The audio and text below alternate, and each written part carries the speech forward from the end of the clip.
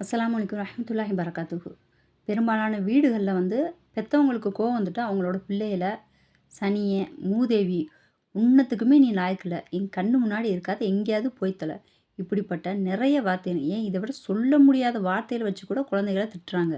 இப்படி பிள்ளைங்கள நம்ம திட்டலாமா? இதனால் பிள்ளைகளுக்கு எவ்வளோ பெரிய ஆபத்து வரும்னு உங்களுக்கு தெரியுமா? தொழுக நேரம் இல்லாமல், சாப்பிட நேரம் இல்லாமல், தூங்க நேரம் இல்லாமல் நாம் வேலை வேலை வேலைன்னு ஓடுறதெல்லாம் நம்மளோட குழந்தைகளை நல்லா பார்த்துக்கணுன்னு தான். இப்படி நம்ம உயிராக நினைக்கிற குழந்தைகளை நம்ம திட்டுறதால அவங்க வாழ்க்கையில் ரொம்ப பெரிய மாற்றம்லாம் ஏற்படும். அது குழந்தைங்களை திட்டுறது ஆண்கள் காட்டிலும் பெண்கள் தான் அதிகமாக திட்டுறாங்க. இது நான் ஒரு உண்மை சம்பவத்தை சொல்கிறேன். அதை வச்சு நீங்கள் படிப்பினை பெற்றுக்கோங்க. ஒரு முஸ்லீம் குடும்பம், அவங்க குடும்பம் கூட்டு குடும்பம் தான். காலைல ஃபஜருக்கே எந்திரிச்சிருவாங்க. மாடு வச்சுருக்கனால பால் பீச்சுவாங்க. அவங்களுக்கு 8 வயசில் ஒரு மக இருந்துச்சு. அந்த மக அவங்க எந்திரிக்கும் போது எந்திரிக்காமல் தூங்குறத பார்த்துட்டு காலைல அவ்வளோ திட்டுவாங்க அந்த பிள்ளைய. சனியை நீ மூதேவி எந்திரிச்சு தொலை, இன்னமும் உனக்கு தூக்கம் வருது, நீ அப்படி போகணும் இப்படி போகணுன்ட்டு காலையிலே அவ்வளோ பேச்சு பேசுவாங்க அந்த சின்ன பிள்ளைய. அதே போல் தான் ஈவினிங்கும் அந்த மாதிரி நேரம் போல் அந்த பிள்ளைய அதிகமாக எப்போ பார்த்தாலும் திட்டிக்கிட்டே தான் இருப்பாங்க. சில வருஷம் கழித்து அந்த பிள்ளைக்கு சாதாரண காய்ச்சல் அப்படின்னு சொல்லி ஹாஸ்பிட்டலில் போய் அட்மிட் பண்ணாங்க. எவ்வளோ ட்ரீட்மெண்ட் பார்த்தும் அந்த பிள்ளைய காப்பாற்ற முடியல. அந்த பிள்ளை மவுத்தாக போச்சு. அந்த பிள்ளை மவுத்தாக போகும்போது அந்த பிள்ளைக்கு வயசு ஒரு 15.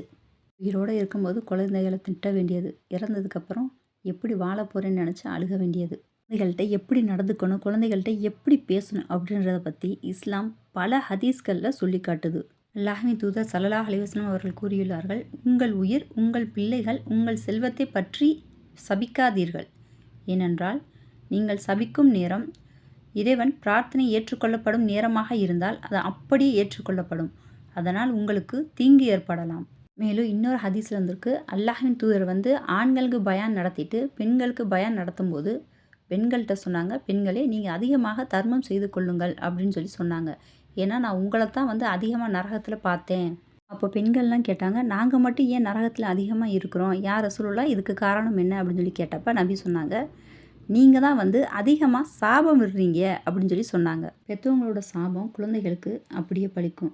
நம்ம தெரிஞ்சு சாபம் விட்டாலும் சரி, இல்லை தெரியாமல் நம்ம சொன்னாலும் சரி, அது சாபமாக கன்சிடர் ஆயிடுச்சுன்னா அப்படியே பழிச்சிரும். இதுக்கு இன்னொரு உதாரணத்தை சொல்கிறேன். ஜுரைஜ் அப்படின்னு அல்லாஹ்வை இந்த நேரமும் தொழுது வணங்கக்கூடிய ஒரு சிறந்த அடியான் ஒரு கிராமத்தில் இருந்தார். அவர் தான் வீட்டை தனியாக கட்டி அங்கே எந்த நேரம் பார்த்தாலும் அல்லாஹ்வை தொழுது வணங்கிக்கிட்டே தான் இருப்பாராம். ஒரு நாள் அவங்க அம்மா அவர் தொழுகிற நேரம் பார்த்து யா ஜுரைஜ் யா ஜுரைஜ் அப்படின்னு கூப்பிட்ருக்காங்க. அவர் ஆன்சர் பண்ணாமல் தொழுதுகிட்டே இருந்திருக்காரு. இதனால் கோபமடைஞ்ச ஜுரைஜோட அம்மா, ஜுரைஜே நீ ஒரு விபச்சாரியின் முகத்தில் முழிக்காமல் இறக்க மாட்ட அப்படின்னு அவங்களுக்கு சாபம் கொடுத்துட்டாங்க.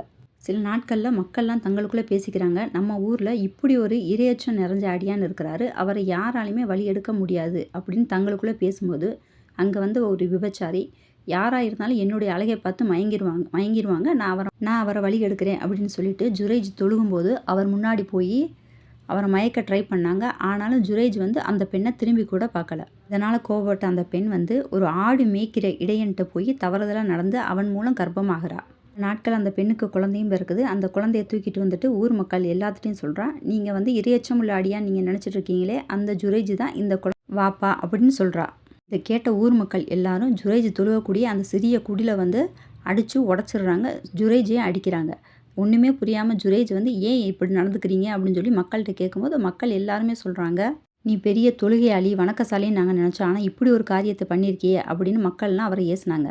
அப்போ ஜுரைஜ் சொன்னார், ஒரு நிமிஷம் பொறுங்க, நான் 2 ரக்காய் தொழுதுட்டு வந்துடுறேன், அதுக்கப்புறம் உங்களுக்கு என்ன நடந்துச்சுன்னு விளக்குறேன் அப்படின்னு சொல்லிட்டு 2 ரக்காய் தொழுக போனார். ஜுரைஜ் தொழுதுட்டு வந்ததும் அந்த குழந்தைய பார்த்து, குழந்தையே உன்னுடைய வாப்பா யார் அப்படின்னு சொல்லி கேட்குறப்ப அந்த குழந்தை இந்த இடையன் தான் என்னுடைய வாப்பா அப்படின்னு அந்த குழந்தை பேசுச்சு. இதை கேட்ட ஊர் மக்கள்லாம் தன்னுடைய தவறை உணர்ந்து ஜுரைஜிட்ட மன்னிப்பு கேட்டு உங்களுக்கான குடிலை நாங்கள் தங்கத்தில் கட்டித்தரோம் அப்படின்னு சொல்லி சொன்னாங்க.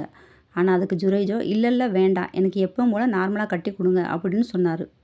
இந்த சம்பவத்துலேருந்து நமக்கு என்ன விளங்குதுன்னா, எவ்வளோ பெரிய தொழுகையாளியாக இருந்தாலும் சரி, வணக்கசாலியாக இருந்தாலும் சரி, ஒரு தாய் அவங்க மனசு நொந்து சாபம் விட்டாங்கன்னா அந்த சாபம் அப்படியே பழிச்சிரும். குழந்தைங்க தப்பு பண்ணால் அவங்கள கண்டிக்கிறதுக்கு எவ்வளோ வார்த்தைகள் இருக்குது.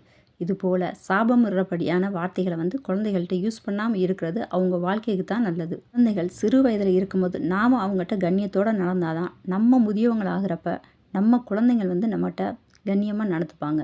இன்றைக்கி எத்தனையோ குழந்தைங்கள் தான் பெற்றோர் வயசானதுக்கப்புறம் அவங்கள பெரிய சுமையாக நினச்சி முதியோர் இல்லத்தில் கொண்டு போய் விடுறாங்க. ஆனா, நம்ம இஸ்லாத்தில சொல்லப்பட்ட சட்டத்தின்படியும், இஸ்லாத்தில காட்டப்பட்ட நெறி வழிமுறைகளின்படியும் அந்த குழந்தைகள வளர்க்கும்போது, அவங்க வந்து பெற்றோர வந்து தன் உயிருக்கும் மேலா மதிக்கக்கூடிய அளவுக்கு வளருவாங்க. ஆகையால நமது குழந்தைகள வந்து கண்ணியத்தோட வளர்ப்போம். நாமும் கண்ணியத்தோட இருப்போம்.